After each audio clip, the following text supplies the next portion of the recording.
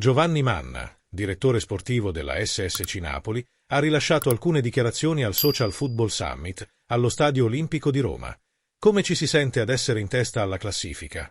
Direi che è un po' prematuro. Il campionato è sappiamo da molto tempo dove siamo e stiamo lavorando per tornare al Napoli di De Laurentiis degli ultimi anni. Con 14 anni di coppe europee, è un must per una squadra italiana di questo livello. La televisione, l'ho ammirata e studiata, sicuramente non è stato facile. Io vengo da un percorso accademico, ho un profilo diverso di non aver fatto nulla da calciatore. Nelle nostre cifre il calcio sta cambiando. Ci sono dentro anche tanti stranieri nel nostro calcio, ho bisogno di avere competenze calcistiche e tecniche extra. A volte bisogna avere a che fare con proprietà straniere, la comunicazione è cambiata, è sicuramente complicato. Spero di portare il mio know-how in questo ruolo. Ho iniziato questo lavoro quasi per caso, ero il team manager di Semana Lugano. Non c'era una struttura manageriale consolidata, ho detto al presidente, gli parlo e basta.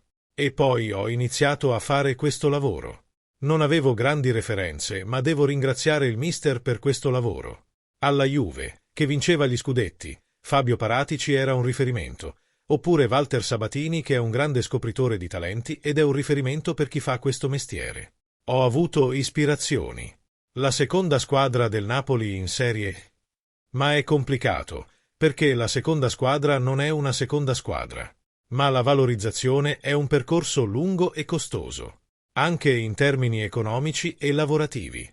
A Napoli non abbiamo una struttura che possa supportare una seconda squadra. Speriamo di creare un centro sportivo che funzioni bene con il settore giovanile. Ma in questo momento non ha senso parlare di seconda squadra. Numeri da scouting? Il numero è fine a se stesso. Per me è necessario accompagnare i giocatori. Molti club stanno dimostrando il contrario, ma ci sono così tante variabili in una partita che per me l'area scouting continua ad essere fondamentale. Il tocco di manna sullo scouting dei giocatori? Ottieni i diritti d'immagine gratuiti. No, scherzo. Ci sono tantissime variabili. Un'operazione si fa di notte e non la mattina dopo. Diritti d'immagine? Ci sono stata per la prima volta quest'anno e spesso me ne sono dimenticata. Quando ti siedi per negoziare, è difficile.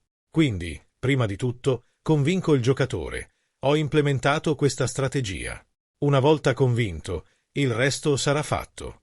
Non è facile, ma l'ufficio legale ci dà un supporto importante. Ci sono competenze molto specifiche.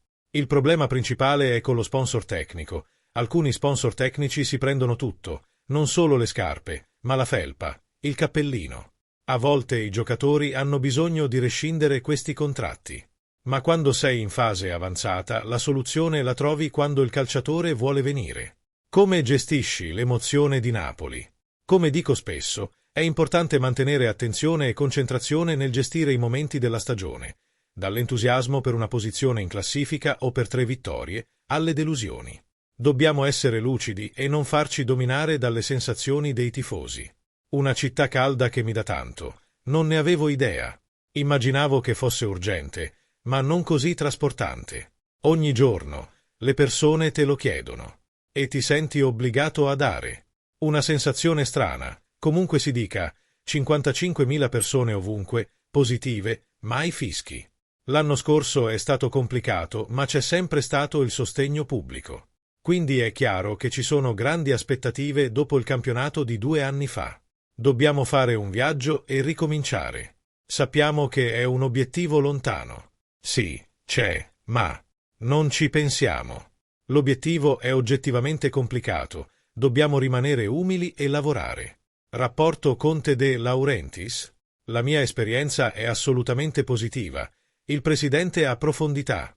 Sono contento. Ci ha fatto lavorare e ci ha sostenuto, cosa non da poco. Anche la scelta dell'allenatore, con il quale avevo già parlato a ottobre-novembre, per me è stata decisiva. All'inizio ero preoccupato per il rapporto con De Laurentiis. Poi ha scelto Conte, un grande allenatore che mi ha aiutato in alcune dinamiche, con il presidente e con la squadra. Non mi vergogno di dirlo, so che parlo tutti i giorni con Antonio Conte.